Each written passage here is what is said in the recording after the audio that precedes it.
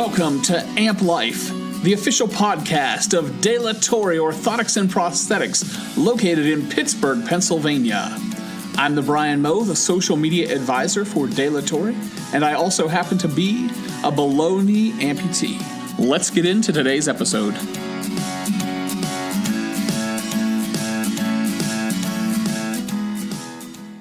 How's it going, everyone?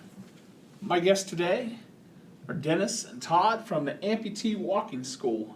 Guys, welcome to Amp Life. Thanks, buddy. Thank you, Brian. Appreciate it, Brian. Sure.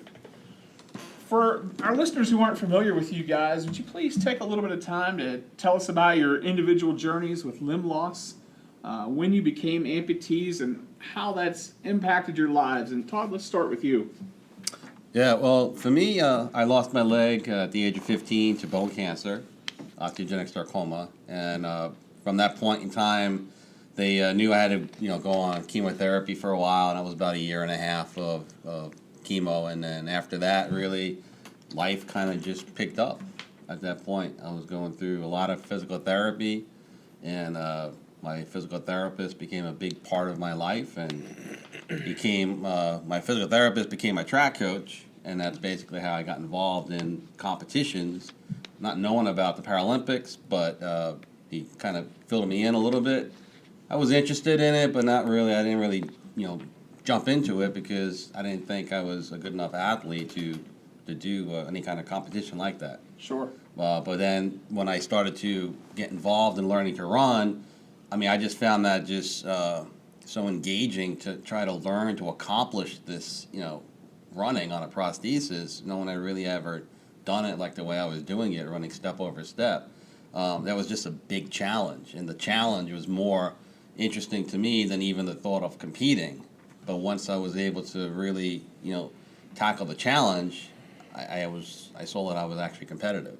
Nice. So it took 2 years of training to get to the Paralympics in Seoul, Korea, and I was lucky to be able to win a gold medal there for the above knee amputees competition, and that just changed my life right there. Sure. Let me interject there. When you're in the Paralympics, for your class, was it only above knee amputees that you ran with? It was only above knee amputees, but also was at a very infancy stage. So, okay. If you got to look at it like this, the Paralympics started in 1960. It was 1976, the first time amputees actually competed in any kind of Paralympic competition. But It was only swimming and wheelchair events, really. Okay. It took until 1988 to have enough above knee amputees to actually have a sanctioned event. Okay. Because there wasn't enough countries, wasn't enough athletes. So in my final, it was a straight final, 5 guys.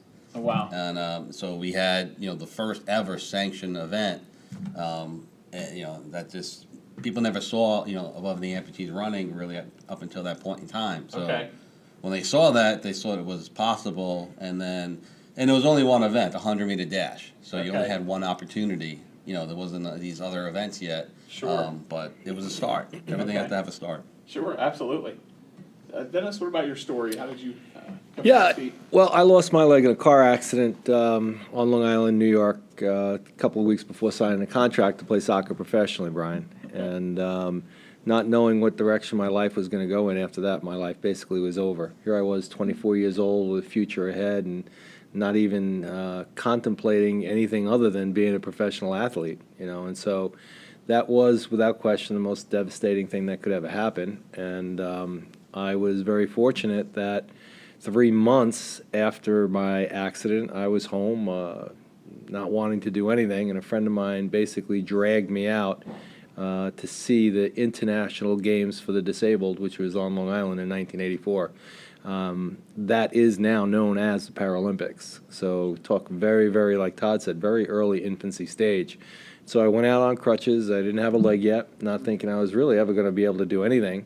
And I saw guys sprint around the track on artificial legs below the knee, running a quarter of a mile in 62 seconds.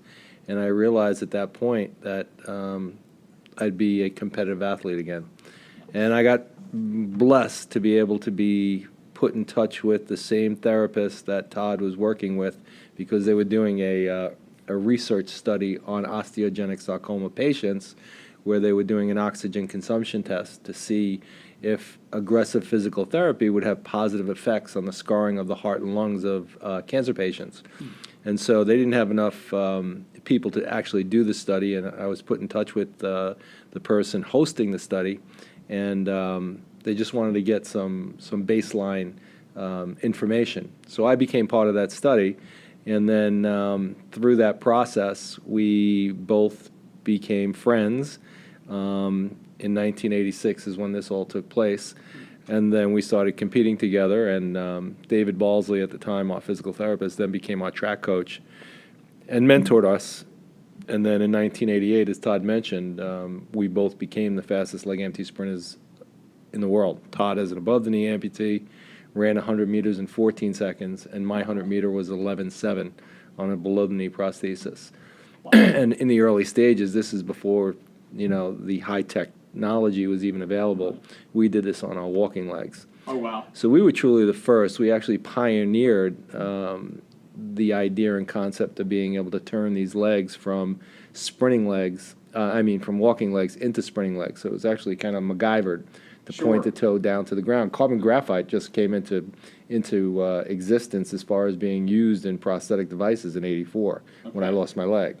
So we were fortunate to be in the right place at the right time when we set our world records in '88, and then the following year in 1989, both Todd and I signed contracts and had careers as professional amputee sprinters, traveling all over the world, teaching amputees to run. That was the original thing that we were doing. So it was truly amazing to be the first to really pioneer what is now taking place with the athletes today. Right. So we were very fortunate, very, very lucky. Those times are amazing because we see athletes that have both of their natural legs who aren't posting those times. Sure. Quite frequently. I'm not a runner, but I like to watch running, and so it just amazes me that when you have amputees saying, "Hey, we did these times," and I'm looking at people. I don't like the term able-bodied, so I try to say natural legs, but the non-amputees, and they're not posting those times, and that just absolutely amazes me. And the times now are even faster. I mean, we've got guys in the Paralympics that are getting very close to being sub 10.5 and even more. And the more interesting thing is now you have is the bilateral below the knee amputees because of the technology and the way that they actually mount the foot on their sockets are becoming more competitive than single below the knee amputees. Wow. So there's a big change happening, and I remember back when we started, you didn't see a bilateral below the knee amputee out there at all competing in track and field, and sprinting events. And now they are basically the main competitors in those events. Sure. It's amazing to me that you become amputees and you go through this course, and so you're in the Paralympics and you're competing at this high level, but then beyond that, you both have won gold medals in the Paralympics. And what's that experience like? I imagine like I said a couple weeks ago, I talked to another amputee who's been in the Paralympics. He didn't win medals, so I've heard that story. But what's it like not just to win a medal, but you won a medal representing the United States? What does that feel like? It was an incredible feeling. It's something that you work so hard towards a goal, and then when you actually achieve that goal, and you're there and you're standing on that podium and you're getting your medal, there's a lot of feelings that come over you about just everything you've been through and what you've accomplished, and it gets up to that point. But you're also there as an athlete, and that's another thing. Dennis and I both very different stories of him being a professional athlete before he lost his leg. I was not an athlete, so we both have different perspectives on that moment. What are you trying to say? Like you're better than me or something because you weren't an athlete and you became a medalist? Like, is that what you're saying? I started at a lower level. Is that what you're saying? Actually, I didn't have any natural ability. Actually, for me, Brian, it was amazing for Todd to go on his journey, overcoming not only osteogenic sarcoma, but all the adverse effects of the chemotherapy. Right. So, the fact that he was able to rebuild his body to get himself back to a point and then become not only a competitive athlete, but the best in the world at what he did as an above-the-knee amputee was extraordinary. So his journey, compared to my journey, is very different. I can't believe I just complimented you. Oh my God. The biggest thing Oh my God, I just complimented you. The biggest thing I think was, after we won, that next year when we started to get just phone calls and just inquiries about how can you teach me how to learn to do this, which was very surprising to us that, out of all the people that you could reach out to, people around the world reaching out to us to say, teach me how to do this. How did you guys do what you did? And then what we decided to do was to tackle that and say, yeah, we want to, do a program. It wasn't a program yet. It was just something we just wanted to do. Our first running clinic was in Austin, Texas, back in 1989. We had 4 amputees. So we were going in like rock stars because we were gold medalists. Right. But our goal was to try to teach those participants to learn to be able to play with their grandkids or kids, and there was something that was just a very special moment. Sure. Didn't know at that point in time what it was going to turn into, but that's what it led us to. The year before we're in Seoul, Korea, getting our gold medals. The next year we're now teachers and trying to teach people, and really you're at that moment when you're teaching someone to learn to run. You're changing their life. Right. Because this is, again, a goal that they thought that would never happen, and now you're showing them how to do it. It was an incredible feeling. So I was watching a video on the Amputee Walking School website, and the video, you guys were talking about how when you started this, you started running clinics because you kind of had this vision or a goal maybe to find other amputees who could transition to be athletes. Exactly. And so what I watched and what I saw was what you guys found though was that you were getting a lot of grandparents and parents who like you said, they want to just be able to play with their kids or just get through life and do the things that they enjoy. So when did you transition from running school to doing the Amputee Walking School, and how did that evolve? That's actually an excellent point, Brian, because as professional athletes, we were professional athletes in the sense that we worked for the manufacturers and we competed all over the world and worked with them on the R&D. So it wasn't truly like being a professional athlete where we just got paid to wear their products. But having said that, we traveled all over the world representing them at their conferences that they did. But very early on, we were seeing older folks coming out, like you had mentioned, grandmothers and grandfathers, moms and dads, because unfortunately they just gave up because they didn't get enough rehab, and they were looking for the opportunity to do more. So we actually decided to transition because of what took place in 2001, where Tier Hospital in Houston, Texas, was looking to try to raise their level of rehab for amputees. So they did some research and saw that we had been doing these running clinics and asked us to come to do a running clinic there. We went down, did that, and then that was it. We thought, we'd never be back to, Texas again. Sure. And then a couple of weeks later, we got a phone call because a news reporter was there at our program, actually ran a 3-piece segment and held it for Sweeps Week. And it wound up creating such a buzz in the community that the phones were ringing off the hook from amputees saying, how can I experience what I just saw? So then they came back to us and said, would you be willing to work with us and help us to develop a community-based program for amputees? And so every month we went there and we were training the physical therapists and techniques and doing these running clinics / which became walking schools for the older population, and that was the birth of the Amputee Walking School, truly.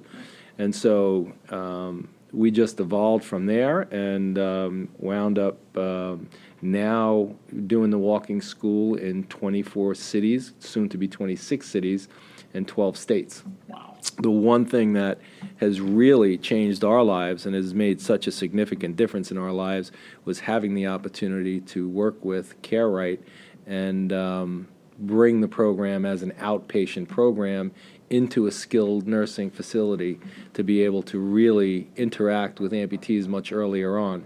So with CareRight, we come into Pittsburgh area every month, and we run our programs at Squirrel Hill, Forbes, and Platinum Ridge. Okay. And we interact with our folks that are coming into the building, but we also run every first Tuesday of the month, a walking school that's opened up to the community where any amputee, because CareRight feels it's very important to give back to the community, Sure. especially our veterans. And so we actually have a open opportunity for any amputee in the community to come to Forbes to be participating in a walking school for the community as well. And that is at, what time do we do that? 3 o'clock to 5 o'clock. Okay. And so, like I said, and that's a free program for the community and open to therapists as well if they want to see techniques that both Todd and I developed, because we're also accredited here in Pittsburgh to actually offer CEU credits for physical therapists. It's 2 hours of training in didactics, which they haven't seen because we developed it from track and field, along with being in front of more than 75,000 therapists around the world in all these amputee walking schools and running clinics. It really happened just organically, because you had these programs we were doing all over the world, all over the country. And I remember when it first happened, we were up in Minnesota, and we had a course, and we had the walking school as part of the course. So you have the lecture in the morning, you have the lab session, which is the walking school, the hands-on portion of it. And just one of the amputees that I was working with, she said, "When are you guys going to be back?" And I said, "Well, we're probably going to be back next year," because that's kind of how we were doing it, these annual programs. And then she said, "I wish you guys would come back next month." And it just, to me, I was like, really? And I was like, so that's what we need to do. And actually truly make it an actual, truly like a school. Right. And so that thought then, we were like, but how are we going to get this funded? How are we going to have this truly be a program like that? And it took a while to get that to happen for people to believe in us to be able to do this on a more frequent basis, because that's what amputees need. They go through therapy and they just run out of time.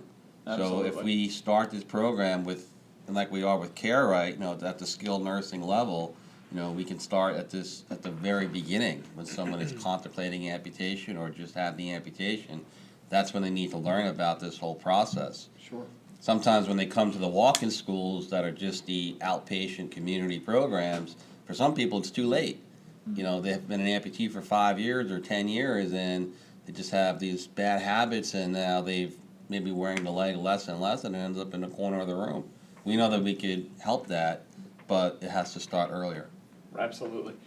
One of the things that had intrigued me about the walking school, when I first became an amputee and after I got into my first leg and was in physical therapy, the physical therapist didn't know anything particular to amputees necessarily.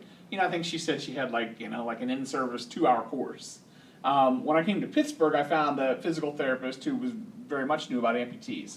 So, and then when I came to De La Torre and Drew was telling me about the walking school, I'm like, well, that's a whole other thing. So what do you offer amputees, and how does it differ from maybe traditional PT that they might experience? It's not physical therapy. That's the main point, is that therapists do what they do, and we do what we do with the program. It does, cross lines in a lot of different ways, but we're there to help the therapists and help the amputees to reach their goals. And the goals are trying to reach second nature. And what second nature means for us is that when you wake up in the morning, you put on your prosthesis, everything that you're going to do in your day is with that prosthesis on. It becomes part of your life. So that's something as simple as standing at the bathroom sink, brushing your teeth, instead of doing it in a wheelchair with a basin in your lap. Or if you're a younger athlete and getting up and you want to go on a 3-mile run.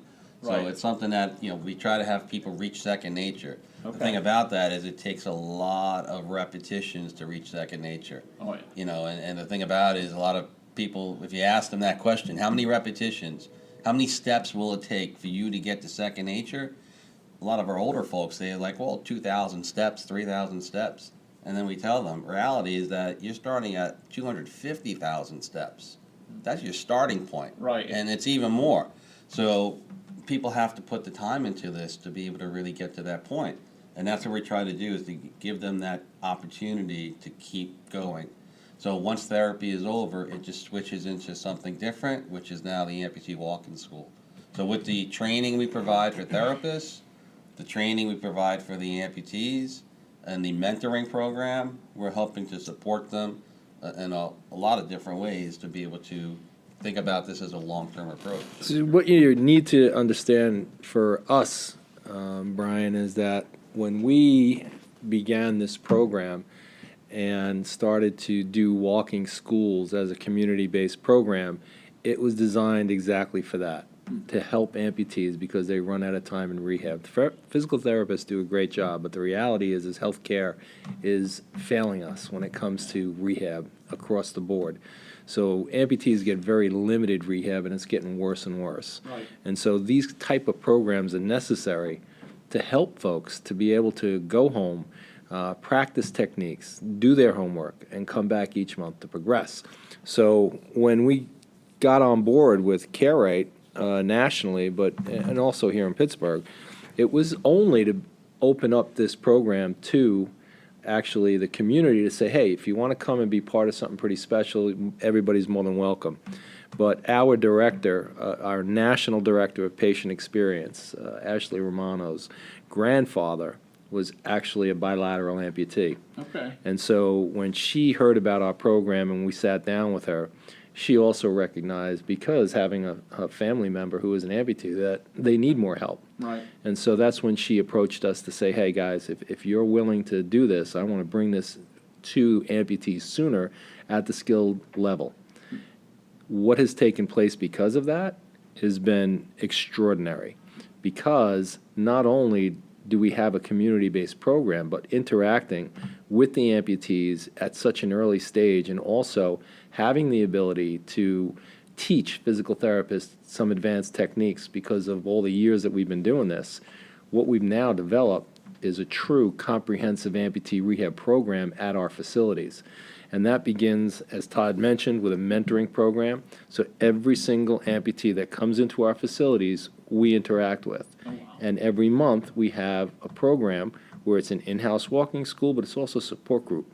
And the very first time we did the first one here in the Pittsburgh area, over at Forbes, there were 3 amputees that were there that had not gotten their leg yet. Okay. So we just sat around the table and talked about what life was going to be like, and the process of what they were going to go through, as well as talking with the family members. But there was also a couple of people from the community that came in to actually work with us during the actual support group / walking school. So the amputees that were new amputees actually had an opportunity to see what their future was going to be like by seeing other amputees doing all these different techniques. So the middle part of that program, though, which was an exhausting year for both Todd and I, we went out to all our facilities and actually took the physical therapists through 2.5 hours of didactics and training. So all our therapists at our locations feel very comfortable working with amputees, which is kind of special and great. Not kind of, it is great, because the reality is that for most amputees, after they suffer amputation, the whole family's in turmoil. They're in the hospital. Somebody gives them a sheet of information that lists all the facilities, skilled nursing facilities they can go to on their insurance, and where does everyone usually pick, which is the closest to their home. Right. And that I understand, and especially because they want their loved ones close by, but the reality is 10 miles down the road or 5 miles down the road, there truly is a facility that's specializing in amputee rehab. And then that last part of the segment of that is actually, like I mentioned, the walking school / support group that we do every single month. So every single month that we come into Pittsburgh, it's the first Tuesday and Wednesday of each month. Unless it falls on a holiday, then it's the following. Okay. So from now through the end of the year, anybody that wants to come out on a Tuesday from 3 to 5, they're more than welcome. Just let us know. But also know that if a family member suffers an amputation and you want the best care possible for that person, this is what we're offering as a group. Would you say then, based on that information, that, for example, if we here at De La Torre had a patient who either knew they were going to become an amputee or suddenly became an amputee, as also happens, would it be a resource for us to direct them to say, hey, you need to reach out Absolutely. to these guys so that you can get in a facility that offers this? Absolutely. Because when I lost my leg, and it was exactly as you described, here's your list of what your insurance will pay for, pick something. Right. And my wife and I had no idea what to pick. We guessed is what we did. And the physical therapy I went through, it wasn't horrible. I mean, it certainly built up my stamina and things like that, but it wasn't amputee specific by any means. Right. And so there were a lot of challenges, which you can imagine if you don't have proper therapy, don't have proper gait training, that's just going to lead to a lot of different issues down the road. So it took me a while to learn and to get what I needed to get with that. And so one of our goals is to be a resource to direct people to say, hey, we're here at this facility. They don't do anything. We would like to be able to plug, our patients or really any amputee into facilities where they could get, that kind of treatment and those kind of opportunities. Because I would imagine that produces a much greater outcome than the alternatives. Well, therapists, they like you're saying, sometimes they don't see an amputee. They may not see an amputee for a year because just there's not that many of us around. Right. So everyone, especially in a big city like Pittsburgh, people go a lot of different places. So to have a therapist who has a lot of skills in working with amputees, it's going to take some research to really find out. But when you do, and they build up their skill level, you have some great therapists in this area, which, but people have to find out where they are. Right. So that's the tough part, like you're saying, the research. And the thing is that when you're going through this, having the amputation, there's so many things you're going through. Therapy is not the first thing on your mind. Right. But when it comes time to where you have to think about that, it now comes on real quick. Absolutely. So you just have to prepare better, and that's what we're trying to. When we have a chance to sit down with somebody when they're contemplating amputation or right after amputation, not even the amputee, but also those family members like your wife, is to be able to say, look, these are the things you got to prepare for, and you got to kind of research now. Right. So it's an education as well as a mentoring, but the education is very important because without that education, you're going to be trying to have to, like you say, guess what do I do next. Absolutely. What kind of skills do amputees learn in the walking school that they can take home with them to work on, whether it's at home or whether they go to the gym or something like that? What are they learning they can use to go on? Because I would imagine the goal is not just to come to the walking school, do what we do, and then that's it. I imagine there's some kind of, I don't like the word homework necessarily, but some kind of follow-up they need to do for themselves. Yo, Brian, homework is exactly what they have to do. Okay. Because the reality is, if you just come and put your leg on and come to the walking school, a month later you're going to be exactly where you were. Right.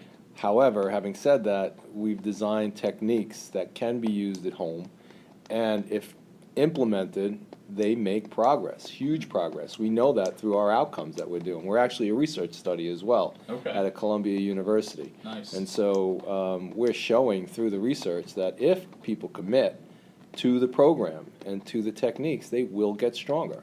The reality is you're so deconditioned after amputation.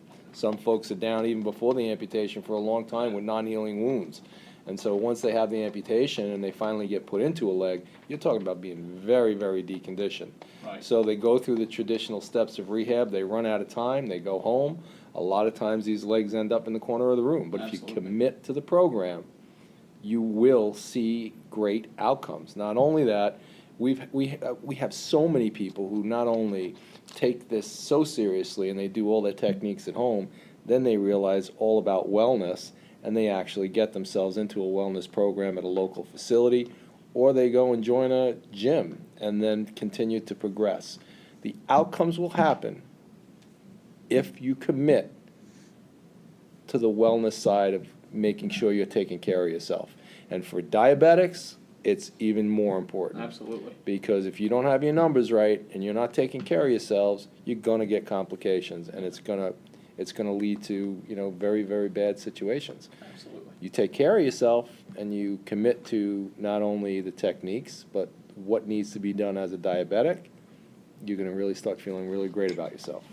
We do a lot of strength training exercises. You got to strengthen your hip. You got to strengthen your residual limb.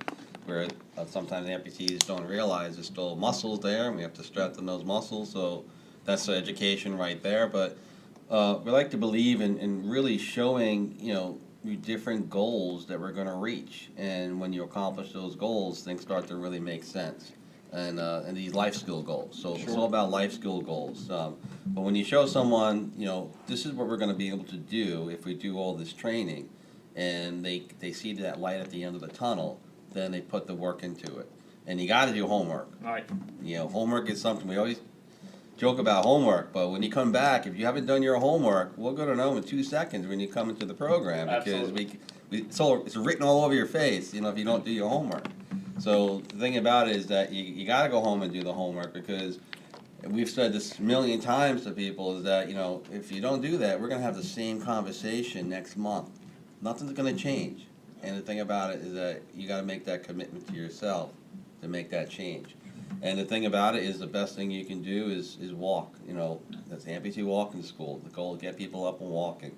I wish we could give everyone like a pedometer and say, take this. I want to see how much you're actually walking, because it'd be real surprising, and to actually see how much people are walking or not walking when they go home. Absolutely.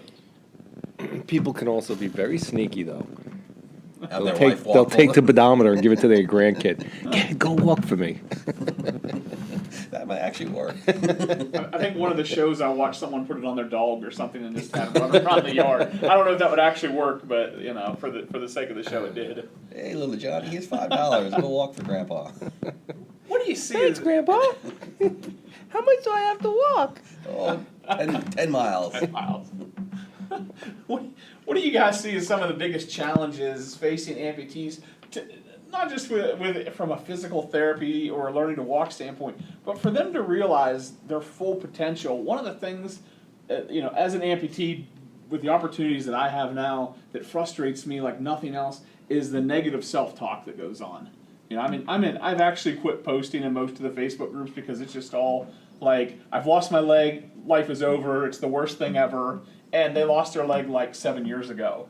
The first 3 months after I lost my leg, I'm like, this is awful.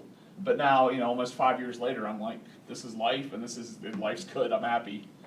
So what are the challenges that you guys see that you think that would help, or that's maybe prohibit amputees from reaching their full potential?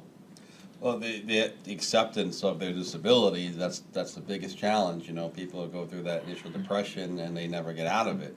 So, but that's something that is, for us, is different, because when we are talking with somebody about the program and talking about all the people that we've met, we worked with over 20,000 amputees, and we stopped counting years ago. Yeah. But just talking about all the different stories of people we've met that inspired us, and try to relate that to them so they can see, that there is, again, a light at the end of the tunnel. We're the guys that are there to, flick the light switch in a way to say, look, things can be different, but you got to make the commitment. The oldest person we ever worked with, she was 101 and a half. And she was a bilateral amputee, above the knee amputee on one side, below the knee amputee on the other side. And she walked every day. She was at a skilled nursing facility on Long Island in a restorative program. She walked every day with her rolling walker, and she lived to be 106. Wow. And if something like that doesn't inspire you, and the thing about it is that people, when they're 75, they're like, I'm 75 years old. 75 is, you're a baby still. Right, still a lot of living to do. Absolutely. But things like that. And the thing about the walking school, which is, I think, the best part, is that when people come to the program, they get a chance to see what life will be like 6 months down the road, a year down the road, and that will inspire them and change their life, and hopefully get out of that funk, in a way, of depression. The other thing I think, which is a big problem, is there's too much technology in the world that people get confused about, what do I get? And they don't know. So they do a lot of research, and they try to think about, what should I get? They rely on the practitioners, but there's just so much technology that kind of all does the same thing. Right. So if they don't have the right technology, sometimes it really consumes them about, what do I need to have? And the thing about it's all about training, it's all about rehab, but that's something that I think confuses a lot of people. Yeah, absolutely. I would absolutely agree with that. I forget. We just had an in-service, and the person doing the in-service told us how many different feet are on the market, and I was just like, I had no clue. I'm not a prosthetist. I don't do that professionally, but they asked me to go to the in-services, and it's just mind-boggling. And so in these groups that I'm in, people are like, how do I get my insurance to cover this foot? And I want to be like, well, why do you need this foot? And I always say, this foot works for me, but not every foot's going to work for every amputee, or based on their needs or insurance or whatever. And so you're right, people do. They look at the technology, and I think that holds a lot of people back. because they're like, hey, my friend's an amputee and he can walk a mile in this foot. Well, then I need that foot to walk a mile. No, you just need to walk his. The That's foot exactly could right. walk a mile, but you got to put the effort in to Right. make it walk the mile. Yeah, that's, So- and I always try to. They're like, well, I need a foot that's higher technology. I'm like, why? And they're like, well, it'll make me walk. I'm like, that's not how this works at all. So putting in the time. And that's why it's important to make sure that they're consulting with their practitioner here at Delator to make sure that guys are really good, man. You got some great practitioners here who truly care. I shouldn't say got some. You have very good practitioners here who really care deeply about the patients they serve. So Absolutely. you got to rely on them, especially as a new amputee, to really sit down with that practitioner, figure out what the goals and the objectives of what you want to do, to get back to living the kind of lifestyle that you lived before.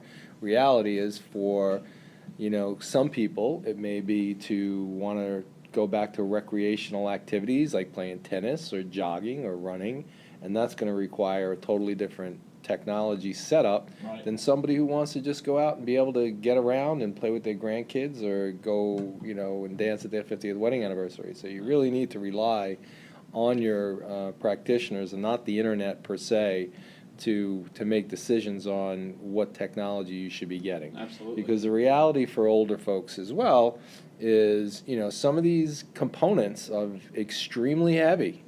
They do a lot in the way of movement and stuff like that, but, for an older person, it may not be the right technology because it's going to be too heavy to actually, have you maneuver that leg. And, Right. so, again, you got to rely heavily on your practitioner, and there should be an open communication between yourself, the practitioner, the physical therapist, the physiatrist. All those people have to be on the same page when it comes to getting folks back up and willing to work together to make sure that we have great outcomes for the folks Absolutely. we serve. The other thing too is to see if there's some of these products have trial periods, if you can Right. try it out. Even if it's one day in the office, or if it's possible to take it out home and have a test run on it. Absolutely. But to try it out, because that's really gonna have you understand about if you really like it or not. Hard to just tell just by looking at the picture and hearing the description. Do I want this or not? So this technology is very expensive. So Yeah, absolutely. Yeah, absolutely. if you get something and you're not liking it, 2 weeks down the road, that's going to be difficult for people. Yeah, absolutely. Absolutely. Do amputees need to be at any specific level of functioning to attend the Amputee Walking School? No, they can come, they don't even have to have a prosthesis yet. Okay. So they can come to the program and they can, they're going to get a lot of support. That's a mentoring side. But again, by watching other people, they're going to get very inspired. So no, and if they are very deconditioned and this is the starting point, they can come too. They're going to learn a lot. Okay. Can amputees attend more than once? Yeah, come Absolutely. every month. Okay. Absolutely. We've had people that have been coming to some of our our programs in Indiana, Michigan, and Kentucky. Those are all 14 years old, 13, 14-year-old Oh, wow. programs. So we've been going there consistently on a quarterly basis. So Okay. people have come to many of those programs, and what's great about that is if they've come for a while, they actually are there to help others. So they become kind of like mentors to others. Sure. Sure. You had mentioned when we started today that that the program is free. Can you stress that? On our social media, when there's a walking school in the Pittsburgh area, we always push that out there for amputees to know about. And I constantly get messages on the De La Torre Facebook, on my own Facebook, text message people like, but I can't afford to go. I'm like, it's free. Can you just stress that, please, that there's no cost to the amputees? It's free. It's very free. No, the reality is, as a group, we're funded through CARE, right? Okay. And as I said, Ashley's grandfather was a bilateral amputee, and she recognizes that this is something that we want to do as a corporation to really give back to the community and to service the community the way these amputees need to be serviced. I mean, the reality is you run out of time. Ashley recognized that, the company recognizes that, the owners of the group recognizes that, and so we're committed to Pittsburgh. We're committed to the area. We've been here many, many times early on in our career. In fact, our very first programs that we did here, was funded through UPMC and the Pittsburgh Steelers. Okay. And at that time, it was called Legs of Steel. Great name, right? Yeah, that's a And great so name. we were in the community for a long time. And then after Max Starks wound up retiring or leaving, it was his wife was a physiatrist who actually said we need to bring this program to Pittsburgh. Okay. It's needed. And so it was disappointing for us when we had to leave, but now we're back in the community again, and it's great because we did the program for so many years. So we're going to hospitals to educate therapists, and I'm rekindling relationships that we totally forgot about with other physical therapists that had attended programs for us. So we're getting around the Pittsburgh area now to really let people know we're back. Sure. So anybody's welcome to come. Okay. It is a free program. You just got to get there, but just make sure you give us a call to let us know so that we're prepared. Yeah, it's been free for the last 29 years. Oh, wow. Okay. So, a lot of people don't know about that, or when Right. they, like you're saying, when they read about it, they're like, they get confused by it, but it's been free. All you got to do is get there. You don't have to sign up. You just can come in, walk in, and, we're going to be there to help you. Sure. Do amputees need RSVP or anything like that to attend?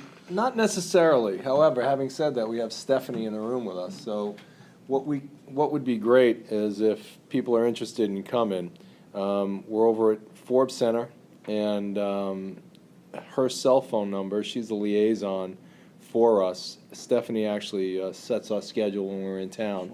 So you can just give Stephanie a call at 724-980-2999. Just let us know you're coming.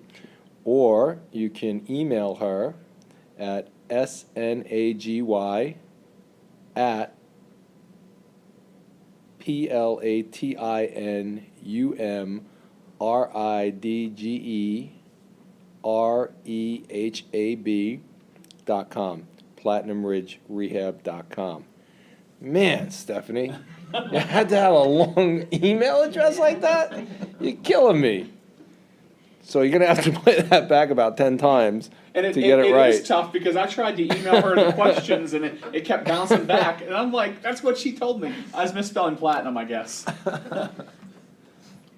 Yeah, they could reach out to you if they have questions. Sure. Through the Delator website, or they can reach out to the Amputee Walking School.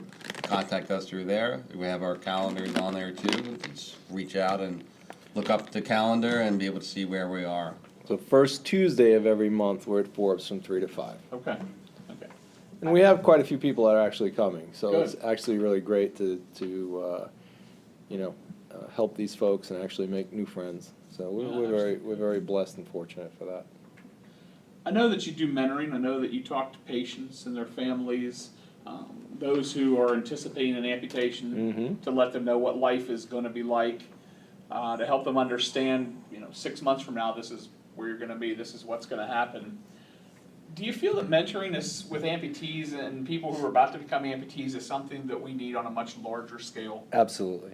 Absolutely. And it's got to be done right, Yeah. I find that, again, we've been doing this for 29 years. More than 20,000 amputees have come through our lives. So it's pretty easy to talk about other folks who have gone down that same road and, by example, give them information of other folks who have gone down that road. But this is the most important part of this whole mentoring side of things for the walking school.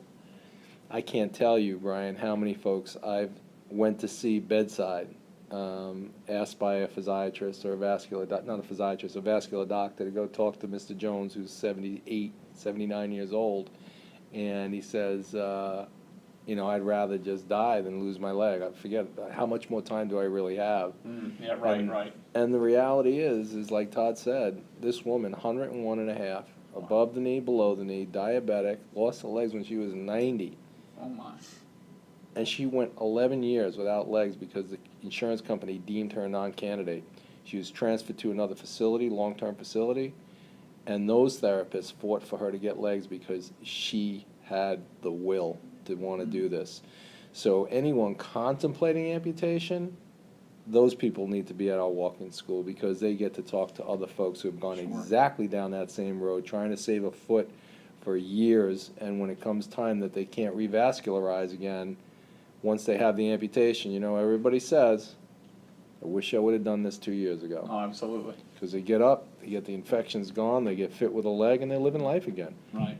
And the reality is, and I'll never forget Kay, and what she said, and the reason why she wanted to continue to live was to live through and for her children, grandchildren, and great-grandchildren. Wow. And that woman lived to be 106. So anyone out there who is in their 70s and 80s who feel like their life is over, think about living for your family and living because those children, those grandchildren and great-grandchildren love you so much, and they want you to be there for as long as you possibly can. So that's probably the strongest piece to the walking school. Sure. Is showing what is possible, and knowing that the amputation of your leg is not a life-ending experience. It's a whole new era in terms of getting your life up and starting to live life again. Right. Yes, you're at a low point, but you can live life again, and you can continue to progress and do incredible things of your own. And whether that's just going out and walking the mall with your grandson, or playing with them, or getting down on the floor with them, those are all the things that are taught at the walking school. Okay. A couple of times today you've mentioned a physiatrist.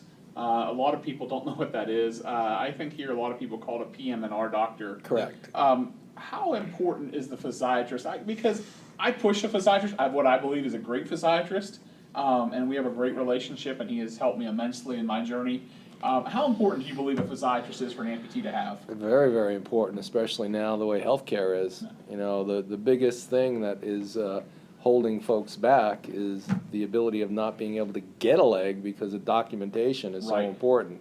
So when you find a physiatrist, a physical medicine and rehab doctor who specializes in that, and they are well versed with what they need to fill out in terms of paperwork, that streamlines the ability to actually get a leg. Absolutely. For Todd to get the technology he's on right now through his insurance company, it took a year. They kept denying, approved, Wow. denied, approved, denied. And it actually took a year for him to actually get this. So talk about frustrating for amputees, especially new amputees. So it's extremely important to get the proper documentation, both from the practitioner, but also, more importantly, from the PM&R doc. Absolutely. One of the things an amputee asked this morning, how can I get a leg? I have Medicare, they won't pay for a leg. I said, hold up. I said, I have Medicare. I said, I'm on like my 6th leg. I said, I've never had anything denied, questioned, or anything. And I said, you need a physiatrist. Because, I just got I just moved from the Rush 87 to the Rush Rogue, had the 87 for 6 months. They're like, they're never going to approve this after 6 months. Physiatrist took care of that because he could prove medical necessity with what the new foot could do for me.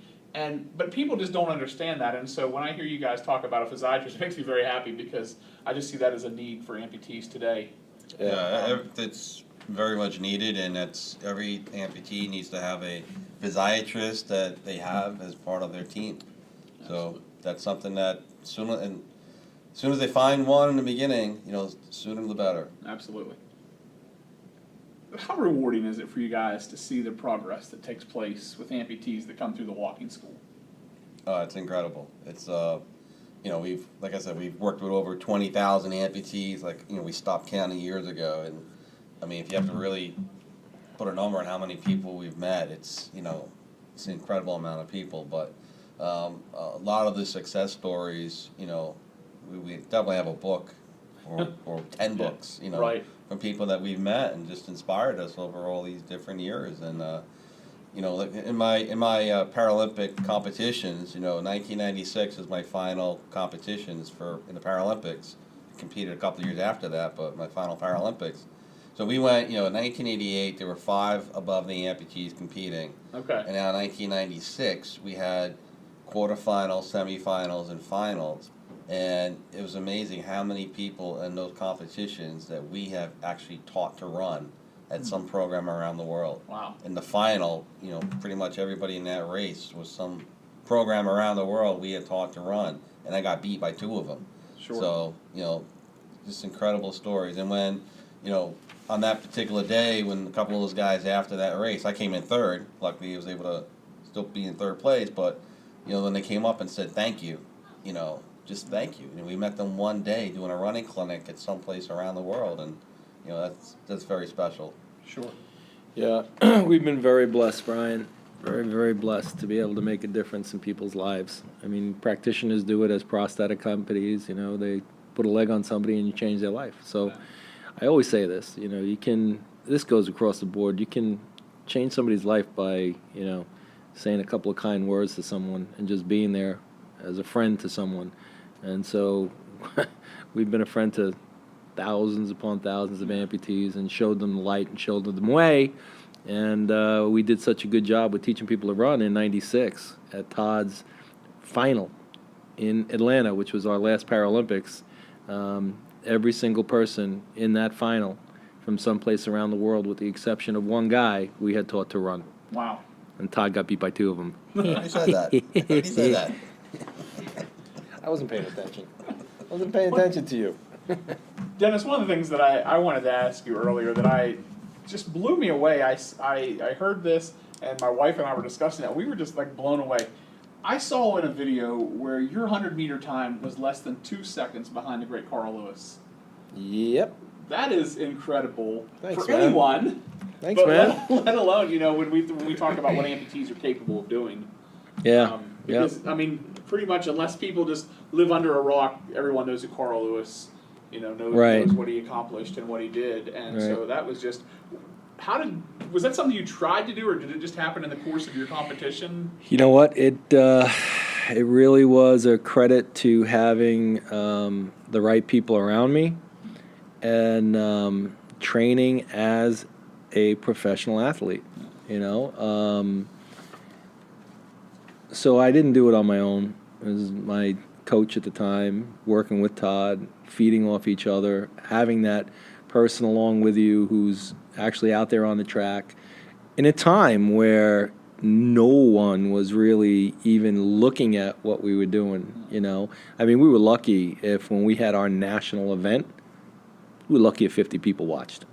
So to have that opportunity to feed off one another, because it's a lonely thing to try to go out there and just train on your own. So to have the right people around you was the reason why we accomplished what we did in Korea. At the time, I wasn't really thinking about the impact of what it would create, worldwide, and for us as two individuals to have a career that's now spanning, it'll be going into 30 years very soon, and the amount of lives that have been changed by the program. So didn't even recognize it at the time. It was just trying to be the best in the world, and what we do now pales to the gold medals pale to what we do today. Sure. The opportunity to be able to help so many people has really been an incredibly rewarding experience for both Todd and I. So it's pretty amazing. Yeah, absolutely. We've been talking today with Dennis and Todd with Amputee Walking School. And for more information about the AWS, visit their website, amputeewalkingschool.com, or you can check them out on Facebook at Amputee Walking School, or you can follow them on Twitter at officialAKTS. Dennis and Todd, thanks for joining me on this episode of Amp Life. Thanks, Brian. Thanks, Brian. Fun. Absolutely. Thanks, guys. You've been listening to Amp Life, the official podcast of Dilatory Orthotics and Prosthetics, located in Pittsburgh, Pennsylvania. If you've enjoyed today's episode, leave us a review on iTunes or give us a like on Facebook. I'm the Brian Moe. I invite you to visit our website, www.dilatoreop.com, or check us out on Facebook, Twitter, and Instagram at DelatorrePRS. Tune in next time for another episode of Amp Life.